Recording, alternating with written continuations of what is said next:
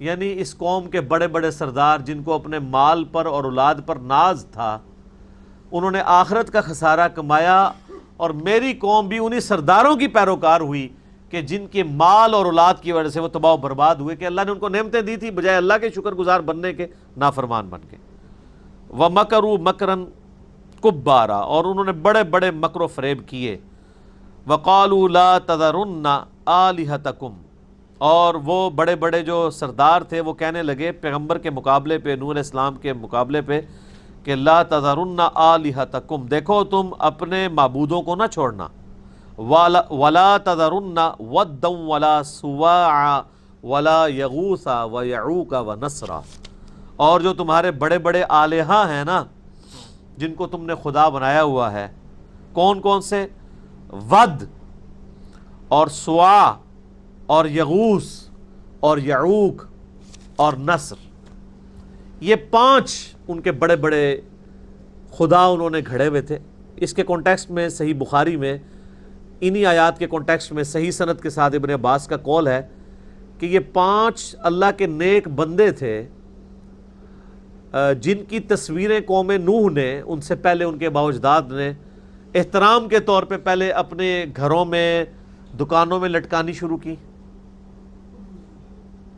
کہ یہ بڑے اللہ کے نیک بندے ہیں اور ان کی وجہ سے ہمیں بھی عبادت کا شوق اور جذبہ پیدا ہوگا۔ یہ الفاظ پہ ذرا غور کرنا ہے کہ ان کی وجہ سے جب ہم اللہ کے اولیاء اللہ کی تصویریں دیکھیں گے نا تو ہمیں بھی جذبہ پیدا ہوگا، عبادت کا شوق پیدا ہوگا کہ یہ کتنے نیک نیک لوگ تھے۔ پھر وقت گزرتا گیا تو انہوں نے بت بھی تراشنے شروع کیے، اور پھر جب مزید وقت گزرا تو انہی کو سجدہ بھی کرنا شروع کر دیا۔ یہ پوری حدیث صحیح بخاری میں، یہ سورہ نوح کی یہ آیت نمبر 23 کے کانٹیکسٹ میں ابن عباس کی موقوفاً روایت موجود ہے۔ اور نام ذرا دیکھیں کیا ہے، ود، سواع اور یغوث، یہ تو ایک تو ابھی تک چل رہا ہے، یہ غوث یہی ہے، یغوث جس کو مشکل کشا غوث کہتا ہے نا، غوث نہ ہو تو زمین قائم نہیں رہ سکتی۔ تو یہ غوث دیکھیں کب سے ہے، کب سے چل رہا ہے، یہ نام یعنی کامن ہے۔ تو یہ 5 انہوں نے بت بنائے ہوئے تھے اور وہ الٹیمیٹلی ایک اللہ کے نیک بندے تھے۔ اب ذرا اسی کا ریپلیکا اس امت میں آپ دیکھیں کہ یہاں پہ بھی لوگوں سے جب پوچھا جاتا ہے یہ مزارات آپ کیوں بناتے ہیں، وہ کہتے ہیں جی ہم ادھر کوئی بزرگوں سے مانگنے تو نہیں جا رہے ہوتے، یہ بازار اس لیے بنے ہوتے ہیں تاکہ لوگ ادھر جائیں، حاضری دیں، ان کو جذبہ پیدا ہو کہ اللہ کا جو نیک بندہ ہوتا ہے وہ اس کو مرنے کے بعد بھی دنیا یاد کرتی ہے، تو اس طرح ہمیں بھی عبادت کا جذبہ پیدا ہوگا۔ یہ سیم وہی چیز، لیکن پریکٹیکلی اس وقت کیا ہو رہا ہے، وہاں پہ شرکی ہو رہا ہے، ان سے ڈائریکٹلی مانگ رہے ہیں لوگ جا کے۔ وہ کہتے ہیں جی جاہل مانگتے ہیں، سر پڑھے لکھے بھی مانگتے ہیں۔ آپ پڑھا لکھا ذرا بتائیں نا، کون سا پڑھا لکھا آپ کا عالم دین ہے جو ان کے مانگنے کو شرک کہتا ہو، جو یہ پورے کا پورا سسٹم لے کے چل رہے ہیں۔ الٹیمیٹلی وہی کچھ شروع ہو گیا۔ اسی لیے بخاری اور مسلم دونوں میں حدیث ہے، میں نے اس پہ ایک ڈیٹیل لیکچر دیا ہے، مسئلہ نمبر 27، مزارات، گنبد خضرا، مسجد نبوی، اس کے اوپر۔ اس میں نے بخاری اور مسلم سے یہ حدیث بتائی تھی کہ نبی علیہ السلام کی وفات کے دن تھے، تو نبی علیہ السلام کی 2 بیویاں ام سلمہ اور ام حبیبہ آپس میں گفتگو کر رہی تھی کہ جب ہم حبشہ گئے تھے ہم نے ماریہ نام کا ایک گرجا وہاں پہ دیکھا تھا، تو وہاں پہ کچھ تصویریں بھی لٹکی ہوئی تھی۔ تو نبی علیہ السلام اپنے آخری دنوں میں تھے، بیماری کی حالت میں آپ نے یعنی یہ باتیں جب اپنی بیویوں کی سنی تو اما عائشہ کہتی ہیں نبی علیہ السلام فرمایا یہی تو ان میں خرابی تھی کہ ان میں سے جب کوئی نیک آدمی مر جاتا تھا تو اس کی قبر پہ اس کی تصویریں لٹکا دیتے تھے، پھر قبر پہ سجدے شروع کر دیتے تھے۔ یہ لوگ قیامت والے دن سب سے بدترین مخلوق بنا کے اٹھائے جائیں گے۔ یہ حدیث بخاری اور مسلم دونوں میں، میرے ریسرچ پیپر رسول اللہ کی آخری وصیتیں صلی اللہ علیہ وآلہ وسلم، اس میں میں نے ڈالی ہوئی ہے۔ پھر اسی طریقے سے صحیح مسلم میں ایک حدیث ہے کہ نبی علیہ السلام نے اپنی وفات سے 5 دن پہلے صحابہ اکرام کہتے ہیں ہم سے فرمایا تھا کہ دیکھنا اگلی امتوں میں سے جب کوئی نیک شخص یا ان کا پیغمبر فوت ہو جاتا تھا وہ اس کی قبر پہ سجدے شروع کر دیتے تھے، میں تمہیں منع کرتا ہوں کہ میرے ساتھ ایسا نہ کرنا۔ پھر بخاری اور مسلم دونوں میں حدیث ہے، سیدہ عائشہ کہتی ہیں کہ نبی علیہ السلام اپنی وفات کے دنوں میں بار بار اپنے چہرے انور سے چادر کو ہٹاتے تھے تکلیف کی شدت کی وجہ سے، اور پھر فرماتے تھے لعن اللہ یہود والنصارى، اللہ کی لعنت ہو یہودیوں اور نصرانیوں پر، اتخذوا قبور انبیائہم مساجدا، انہوں نے اپنے نبیوں کی قبروں کو سجدہ گاہ بنا لیا تھا۔ اور سیدہ عائشہ کہتی ہیں کہ نبی علیہ السلام اصل میں ہمیں ڈرا رہے تھے کہ میرے ساتھ یہ نہیں کرنا۔ اور پھر اما عائشہ کے الفاظ ہیں بخاری و مسلم دونوں میں اس حدیث کے ساتھ کہ اگر ہمیں یہ ڈر نہ ہوتا کہ لوگ حضور کی قبر کے ساتھ بھی وہی کام شروع کر دیں گے تو ہم نبی علیہ السلام کی قبر کو زائرین کی زیارت کے لیے کھلا چھوڑ دیتے، یعنی حجرہ بھی ہٹا دیتے، اوپن جگہ پہ قبر رہنے دیتے تاکہ جس کی مرضی وہ آ کے حاضری دے۔ یہ اس لیے نہیں ہم نے کیا کہ لوگ اس سجدے شروع نہ کر دیں کیونکہ آپ ہمیں ڈرا رہے تھے۔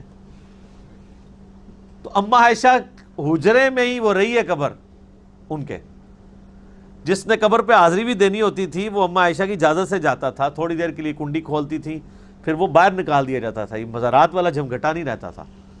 پھر تو خیر وہ بھی ختم ہو گیا، اب اس کو ختم ہوئے بھی 1000 سال سے زیادہ ہو چکے ہیں، اب جتنے لوگ بھی قبر مبارک تک ڈائریکٹ تو کوئی نہیں پہنچتا۔ قبر مبارک کے گرد جو ایک دیوار انہوں نے یعنی ایک گول سی بنائی ہوئی ہے جس کے اندر ساری قبریں ہیں، وہ اس دیوار کے باہر سے ہی حاضری دے کے آ جاتے ہیں، ڈائریکٹ قبر تک نہیں پہنچتے، وہ تو حصار کے اندر ہے۔ تو نبی علیہ السلام کی قبر مبارک کو اللہ تعالیٰ نے اس طرح کی چیزوں سے بچا کے رکھا، اور آپ کی دعا بھی ہے مسند احمد میں، اللہم لا تجعل قبری وثنا یعبد، اے اللہ میری قبر کو وہ بت نہ بننے دینا کہ لوگ اسے پوجنا شروع کرتے ہیں۔ آپ حیران ہوں گے کہ نبی علیہ السلام نے اپنی قبر مبارک کے لیے بت کا لفظ استعمال کیا، کتنا سخت لفظ ہے۔ یہاں تو کہتے ہیں نا جی وہ نیت جب تک نہ ہو۔ مجھے بتائیں نبی علیہ السلام کو بت کس نے ماننا ہے؟ لیکن آپ کو خدشہ تھا کہ امت یہ کام نہ کرے۔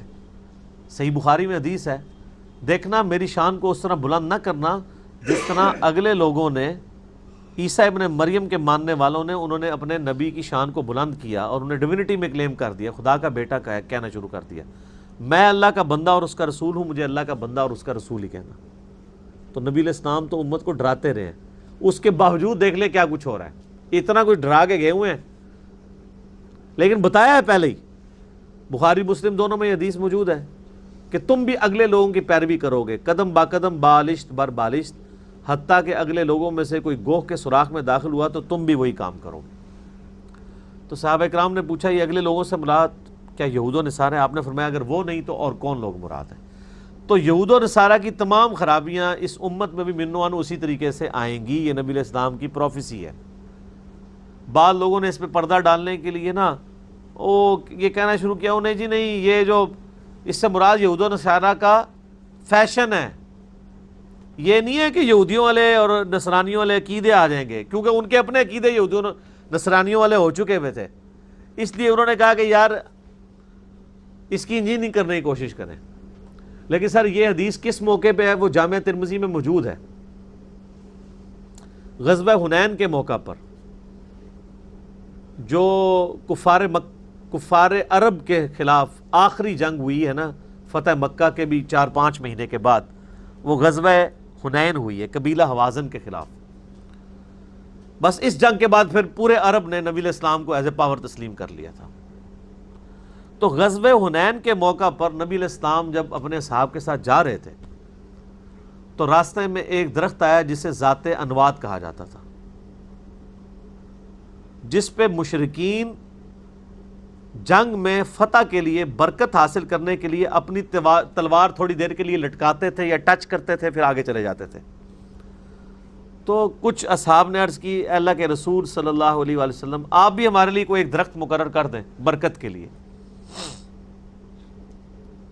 ہائے ہائے ہائے، آج دیکھ لیں امت آج تک درختوں کے اوپر جو ہے وہ ٹاکیاں باندھ رہی ہے کپڑے کی، یہ مزارات کے ساتھ درخت لگے ہوئے ہیں نا، اور تو اور آپ چھوڑ دیں فیصل مسجد کے باہر جو ہے وہ ضیاء الحق کا مزار بنا ہوا ہے، اس کے ساتھ جو درخت ہے اس کے اوپر بھی ٹاکیاں لٹکی ہوئی ہیں۔ ہاں حالانکہ پڑھے لکھے لوگ بھی وہاں جاتے ہیں اور وہاں پہ وہ منتیں مرادیں پوری کر رہے ہیں، حالانکہ ضیاء الحق اپنی ساری خرابیوں کے باوجود توحید کے والے سے اس کا عقیدہ ٹھیک تھا. یہ والی خرابیاں ایز اے پرسن اس میں موجود نہیں تھیں، مزارات والی اور یہ مردوں کو پکارنا اور یہ ساری چیزیں، اس سے وہ محفوظ تھا. لیکن اس کے مزار کے ساتھ کیا ہو رہا ہے؟ تو جب صحابہ کرام نے عرض کی آپ بھی ہمارے لیے کر دیں، تو آپ علیہ السلام نے کہا اللہ اکبر، سبحان اللہ، سبحان اللہ، اللہ پاک ہے. اس میں محذوف تھا عما یشرکون، جو کچھ شرکیہ چیزیں تم اس کی طرف منسوب کر رہے ہو. آج تو تم نے وہی بات کر دی جو موسیٰ علیہ السلام کے ماننے والوں نے کی تھی. پھر آپ علیہ السلام نے سورۃ الاعراف کی آیت نمبر 138 تلاوت کی وہاں پہ کہ جب قوم موسیٰ علیہ السلام کے ساتھ ایک جگہ سے گزری جہاں پہ کچھ لوگ بتوں پر اعتکاف کیے ہوئے تھے، تو انہوں نے کہا کہ اے موسیٰ ہمارے لیے بھی کوئی بت مقرر کر دیں ہمارے رب کا کہ ہم اس پر دھیان کر کے اعتکاف کریں. تو حضرت موسیٰ علیہ السلام نے کہا جاہل قوم، میں اللہ کی پناہ میں آتا ہوں اس جاہل قوم کے اگینسٹ. آپ دیکھیں پیغمبر موجود ہے، توحید راسخ ہے، پھر بھی وہ پیغمبر کو کہہ رہے ہیں ایک بت ہمیں بنا دے. یعنی دل کاری آتا ہے نا. وہ اکثر لوگ کہتے ہیں نا جناب ہم محرم میں یا میلاد میں جب اوٹ پٹانگ کام کر رہے ہوتے ہیں نا، تھوڑا بہت ساڈا بھی دل کرتا ہی ہے. یہ میں آپ کو ایگزامپل پیش کر رہا ہوں، یہ آپ کا کوئی قصور نہیں ہے. پیغمبر کے ساتھیوں کا بھی دل کرتا تھا کہ تھوڑا بہت ہم یہ بھی کام ہم بھی کر لیں. ان کاموں میں مزے ہی بڑے ہیں نا، ظواہر ہے نا، لیکن یہی تو آزمائش ہے. تو نبی علیہ السلام نے کہا کہ جس طرح موسیٰ علیہ السلام کے ساتھیوں نے شرک کے لیے ایک راستہ چور تلاش کر لیا تھا اپنی، میں نہیں یہ کہتا ہوں کہ وہ انہوں نے جان بوجھ کے کیا، یعنی اپنی کمزوری کی وجہ سے، تو تم نے بھی وہی کام شروع کر دیا. پھر آپ نے فرمایا کہ تم بھی اگلے لوگوں کی پیروی کرو گے قدم بقدم، بالشت بر بالشت، حتیٰ کہ اگلے لوگوں میں سے کوئی کوہ کے سوراخ میں داخل ہوا تم بھی وہی کام کرو گے. یہ جو حدیث بخاری مسلم میں آئی تھی، اس کا شان نزول کہہ لیں یا شان فرمان ہمیں ترمذی سے پتہ چل گیا کہ یہ اس موقع پہ آپ نے فرمایا تھا. تو وہ فیشن کی بات نہیں ہو رہی تھی. عقیدہ توحید کے خلاف جو ایک شرکی ایکٹیویٹی جو صحابہ کرام میں سے چند لوگوں نے نبی علیہ السلام سے ڈیمانڈ کی کہ ایک درخت مقرر کر دیں برکت کے لیے، اس کے موقع پہ آپ نے فرمایا تھا جس طرح موسیٰ علیہ السلام کے ساتھیوں نے اللہ کا بت بنانے کی ڈیمانڈ کی تھی موسیٰ علیہ السلام سے، تم نے مجھ سے درخت مانگ لیا ہے. حالانکہ انالوجی کو نہیں بنتی ہے ڈائریکٹلی، انہوں نے تو خدا کا بت مانگا تھا. تو کیا صحابہ کرام نے کوئی خدا کا ایکویلنٹ درخت مانگا تھا برکت کے لیے؟ تو اصل میں امام الموحدین صلی اللہ علیہ وآلہ وسلم نے امت کو یہ عقیدہ دیا ہے کہ توحید کا مسئلہ بڑا سینسٹیو ہے. جو چیز بھی شرک کی طرف لے جاتی ہے، چاہے ڈائریکٹلی لے کے جاتی ہو یا انڈائریکٹلی، وہ منع ہے. آپ کے علماء آپ کو بے شک کہانیاں کراتے رہے، نہیں وہ ایک ذاتی ہوتا ہے، قطعی ہوتا ہے، ایک مستقل بذات ہوتا ہے، ایک غیر مستقل بذات ہوتا ہے، ٹھیک ہے جی، ایک محدود ہوتا ہے، ایک لامحدود ہوتا ہے. اے بوجھ پاؤ ساریاں شیواں. نبی علیہ السلام نے صرف ایک درخت مقرر کرنے کو کہہ دیا کہ یہ بت مقرر کروا رہے ہو تم مجھ سے. کس کو کہا؟ صحابہ کرام کو. آپ نے اتنی احتیاط کی، اور اللہ کا شکر ہے کہ یہ فرامین اور قرآن پاک محفوظ ہے، تبھی پوری امت گمراہ نہیں ہوئی. ادروائز یہ امت بھی اسی ٹریک کے اوپر 100% چل پڑتی جس طرح اگلے لوگ تھے. یہاں پہ بھی گمراہیاں آئی ہیں، لیکن ایسا نہیں ہوا کہ پوری کی پوری قوم نے شرک کرنا شروع کر دیا ہو، پوری امت ہی شرک میں مبتلا ہو گئی ہو. اللہ تعالیٰ نے ابھی بھی دنیا میں لاکھوں لوگ ایسے ہیں جو توحید کے معاملے میں اتنے سینسٹیو ہیں کہ ان میں وہی توحید پائی جاتی ہے جو نبی علیہ السلام کی موجودگی میں آپ کے تربیت یافتہ صحابہ کرام میں جو قرآن کی توحید نبی علیہ السلام نے کوٹ کوٹ کے بھری تھی نا، وہی ان کے اندر آج بھی پائی جاتی ہے، اور بالکل کمپرومائز کرنے کے لیے تیار نہیں ہوتے. تو بات کہاں سے کہاں نکل گئی کہ یہ قوم نوح کے بھی نیک بندے تھے جن کی شروع میں تصویریں لٹکائی گئیں، اور اس لیے کہ جی جناب یہ بڑی برکت ہوگی، ان کو دیکھ دیکھ کے ہمیں بڑا جذبہ پیدا ہوگا. کہتے ہیں اولیاء کی زیارت کے لیے جایا کریں، ان کے مزارات کی زیارت کے لیے بڑا جذبہ پیدا ہوگا. کیا جذبہ پیدا ہوگا؟ اب تو نہ آپ کی وہاں پہ، یعنی پہلے تو عزتیں محفوظ نہیں تھیں، اب تو آپ کی جانیں بھی محفوظ کوئی نہیں ہے۔ دیکھ لیں آپ پچھلے دنوں جو لاہور میں ہوا ہے، تو اب تو لوگوں کی جانیں بھی محفوظ نہیں رہی ہیں۔ پہلے تو یہ آئے دن خبریں ملتی تھی کہ فلاں مزار سے جو ہے وہ کسی کی بیوی اغوا ہو گئی ہے، کسی کی بچی اغوا ہو گئی ہے، وہ حاضری دینے کے لیے گئی ہے لیکن وہاں سے اغوا ہو گئی، نہ حکومت بچا سکی، نہ روحانی حکومت بچا سکی، نہ جسمانی حکومت بچا سکی۔ جسمانی حکومت کون سی؟ یعنی یہ ہمارے جو پولیس والے، رینجرز اور سیکیورٹی گارڈز وغیرہ بیچارے، اور روحانی حکومت وہ کہتے ہیں جی وہ پنجاب جڑا فلانی گدی دے والے ہے، پنڈی فلانی گدی دے والے ہے، کراچی فلانی گدی دے والے ہے، اور روحانی حکومتیں بھی کوئی نہیں بچا سکتی ہیں، اور لوگوں کی نہ عزتیں محفوظ ہیں اور نہ پہ وہاں پہ لوگوں کی جان اور مال محفوظ ہے۔ میرے خیال ہے اب بھی اگر کسی کو سمجھ نہ آئے تو اس کو اپنی عقل کا علاج کروانا چاہیے۔ اچھا وہ آپ کو پتہ ہے نا، کچھ سال پہلے وہ 11 ستمبر کے دن کعبہ شریف میں ایک کرین گری تھی اور کچھ وہاں پہ حاجی جو ہیں وہ یا عمرہ کرنے والے زائرین وہ شہید ہو گئے تھے۔ تو وہ مزارات پہ بم پھٹنے والی جو پارٹی ہے نا، وہ بڑی خوش ہوئی تھی اس دن، ہاں بہت خوش ہوئی تھی، لیکن وہ اپنی خوشی کا ڈائریکٹ اظہار تو نہیں کر سکتے نا۔ ہاں جی، کلپ ان کے آئے، ان کی پھر فیس بک پہ پوسٹیں آئیں کہ ہاں جی جو ہمیں کہتے تھے کہ یہ جو بزرگان دین ہیں یہ قبروں کی حفاظت نہیں کرتے ہیں، تو تمہارے خدا نے کدھر کعبے کی حفاظت کر لی ہے۔ ہاں یہ باقاعدہ علماء کے ویڈیو کلپس موجود ہیں۔ اچھا اس سے ایک بات تو پتہ چل گئی کہ انہوں نے مان لیا کہ خدا ہمارا ہے اور بابے ان کے ہیں۔ سر مہربانی، ہم پہلے ہی کہتے ہیں وہ خدا آپ کا نہیں ہے، ویسے پیدا کرنے میں تو آپ کا کریٹر ہے، وہ تو ہندو سکھ عیسائی سب کا ہی خدا ہے، وہ ان معنوں میں تو سب کا خدا ہے، وہ شیطان کا بھی رب ہے، لیکن آن کرنے کے اعتبار سے آپ اس کو اس طریقے سے آن کرنے کے لیے تیار نہیں جس طرح ہم آن کرتے ہیں۔ تو لوگ اکثر پوچھتے رہتے ہیں جی اس کا کوئی جواب دیں، جواب دیں۔ جواب کیا دینا ہے میرے بھائی؟ اللہ تعالیٰ کا تو کہیں دعویٰ ہی نہیں ہے کہ کوئی بسم اللہ پڑھ کے ساکٹ میں 2 انگلیاں دے دے تو اسے کرنٹ نہیں لگے گی۔ اللہ کا کہیں یہ دعویٰ ہی نہیں ہے کہ خانہ کعبے کی میں حفاظت کروں گا۔ کس آیت اور حدیث میں لکھا ہے کہ کعبے کی حفاظت کی جائے گی؟ ایک ابراہ کے لشکر سے حفاظت ہوئی، وہ تاریخ انسانی میں ایک ہی واقعہ ہے، نہ اس سے پہلے ہوا ہے نہ اس کے بعد، اور وہ اس لیے کہ اس سال کو اللہ نے یادگار بنانا تھا، اس سال نبی علیہ السلام کی پیدائش ہونی تھی، تو ایک غیر معمولی معجزہ کیا گیا۔ اس کے بعد کیا یزید کے دور کے اندر خانہ کعبے کے اوپر چڑھائی نہیں ہوئی ہے، جس میں کعبے کی دیوار بھی جل گئی؟ صحیح مسلم میں آتا ہے غلاف کعبہ جل گیا۔ اس کے بعد عبد الملک بن مروان کے دور میں حجاج بن یوسف نے چڑھائی کی، پھر دوبارہ اس نے چڑھائی جب کی، پہلے مروان کے دور میں کی، پھر عبد الملک بن مروان کے دور میں، جس میں عبداللہ ابن زبیر کو شہید کر دیا گیا۔ ان کی لاش جو ہے وہ کتنے دن کے لیے ٹانگ دی گئی کعبے کے دروازے کے اوپر۔ وہ میرا آپ یوٹیوب پہ کلپ دیکھ لینا، حجاج ابن یوسف کے اوپر، آپ یوٹیوب پہ حجاج ابن یوسف میرا نام لکھیں تو کلپ سامنے آ جائے گا، پوری ڈیٹیل میں نے صحیح مسلم شریف سے بتائی ہے۔ اس کے بعد صحیح بخاری میں حدیث ہے کہ قرب قیامت میں ایک پتلی ٹانگوں والا حبشی کعبے کی اینٹ سے اینٹ بجا دے گا۔ تو نبی علیہ السلام تو خود خبر دے رہے ہیں کہ کعبے کے ساتھ یہ ہوگا، کہیں قرآن و حدیث میں نہیں آیا کہ اللہ تعالیٰ حفاظت کرے گا۔ ایک چیز آئی ہے کہ دجال کعبے میں اور مدینے میں داخل نہیں ہوگا، وہ جو بڑا دجال آئے گا، یہ کہا گیا۔ باقی مکے مدینے کے اندر لوگوں کی جیبیں کٹتی ہیں،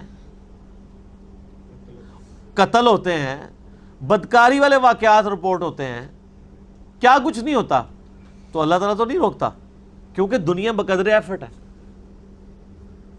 پکڑ آخرت میں ہونی ہے۔ لیکن آپ کا بزرگوں کے بارے میں دعویٰ ہے کہ جی بزرگ تو ایک نگاہ مار کے یہ کر دیتے ہیں۔ وہ کہتے ہیں بزرگوں کے ہم لڑ اسی لیے لگتے ہیں کہ وہ بزرگ بچا لیتے ہیں، اور پھر کس کس قسم کے واقعات جناب، وہ ایک فلاں بزرگ تھے، ان کی فلاں مریدنی تھی، اس کو جناب گرانے لگے نیچے، تو وہ جناب اتنے 100 کلومیٹر سے آ کے انہوں نے مریدنی کو پکڑ لیا، زمین تک نہیں پہنچنے دیا۔ یار وہی بزرگ، انہی کے مزارات کے اوپر اب مریدنیاں اغوا ہو رہی ہیں، اب تو کوئی نہیں پکڑی جا رہی، پہلے بھی کوئی نہیں تھی پکڑی جاتی. یہ سب کہانیاں ہیں، یہ پاسبل نہیں. چونکہ آپ کا دعویٰ ہے اس لیے ہم آپ سے بار بار پوچھیں گے اور آپ نے برا نہیں ماننا. ہمیں آپ پوچھیں گے، ہم برا نہیں مانتے، اس لیے کہ خدا نے دنیا کو بقدر ایفرٹ رکھا ہوا ہے. دنیا میں اللہ نے بھوک مٹنے کا ذریعہ کھانے کو بنایا ہے، پیاس مٹنے کا ذریعہ پانی کو بنایا ہے. یہ نہیں کہا کہ سبحان اللہ کو تو تمہاری پیاس بجھ جائے گی. لیکن آپ اپنے بزرگوں کے بارے میں یہی دعوے کرتے ہیں کہ جی وہ بم پکڑ لیتے ہیں، وہ پلوں کی حفاظت کرتے ہیں، وہ یہ ملک سارا انہوں نے سنبھالا ہوا ہے، وہ جناب سمندر کو روک لیتے ہیں، وہ سونامی روک لیتے ہیں، وہ سیلاب روک لیتے ہیں. ہم نے کبھی یہ دعویٰ کیا ہے کہ اللہ تعالیٰ، ہم کہتے ہیں اللہ سیلاب بھیجتا ہے، سونامی بھیجتا ہے، اور جہاں اس نے بھیجنا ہوتا ہے وہاں بھیج دیتا ہے. کسی بزرگ کے بزرگ کا پیو بھی نہیں روک سکتا. کو روک کے بتائے. اچھا کہتے ہیں یہ روک رہے ہوتے ہیں، ان سے یہ پوچھا کریں یہ جو مصیبتیں یہ بھیج کون رہا ہوتا ہے؟ جی کہتے ہیں نا بزرگ نے فلاں مصیبت ٹال دی، فلاں، یہ بھیجی کس نے تھی؟ تو پھر اللہ نے زیادہ ڈاٹے نے کہ ٹال دی تھی؟ نہیں، اور جتنی مصیبت اس نے بھیجنی ہوتی ہے نا اتنی ہی بھیجتا ہے وہ. جب ٹالنے کی باری ہے کوئی نہیں ٹال سکتا. آپ نے اکثر سنا ہوگا جی وہ کہتے ہیں جی وہ فلاں جو مزار ہے نا جی وہاں پہ ٹرین آپ کو پتہ ہے کیوں کھڑی ہوتی ہے؟ وہاں پہلے ٹرین کا اسٹیشن نہیں تھا. تو وہ ایک دن بزرگ گزرے، ان کو جنہوں نے جلال سے جناب ٹرین کو دیکھا تو وہ جناب انجن جڑا نا اپنی پٹری تے انجن چھالا ماردا سی، اگے نہیں سی ٹردا. وہ سمجھے بھی گھوڑا ہے کہ گھوڑا کہتا واگا کھینچ رہا ہو نا جس طرح. تو وہ اگر آپ کسی گھوڑے کی یعنی وہ باغیں کھینچ لیں نا تو وہیں پہ ایسے ایسے ٹانگے مارو، کہتے ہیں انجن کردا سی پر اگے نہیں سی ٹردا. پھر جناب گورے نے مجبور ہو کے نا اتنے جناب اسٹیشن بنا لیا. او اللہ دے بندے ہو، اللہ دا خوف کرو. شکر ہے کہ گوروں کو اردو نہیں آتی، پنجابی نہیں آتی اور آپ کو انگلش نہیں آتی، ورنہ یقین کریں کہ گوروں کو مزاحیہ پروگرام لگانے کی ضرورت ہی نہیں تھی. ہمارے علماء کی صرف تقریریں لگا دیتے ہو. ایسے پاسبل ہے؟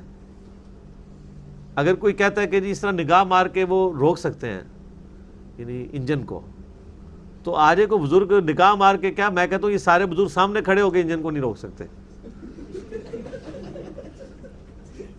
اگر کوئی کہتا ہے میں روک سکتا ہوں تو وہ آ جائے اپنے آپ کو وہ والنٹیئرلی پیش کرے. جس بزرگ سے دنیا پاک کروانی ہے تو انہوں بزرگوں کو ہم لے آتے ہیں. اور آپ یہ آگ سامنے رکھیں کوئی تیار نہیں ہوگا. کہتے نہیں نگاہ ماری جناب، یہ سارا نظام وہ چلا رہے جناب، سب کچھ انہوں دی وجہ نال ہے.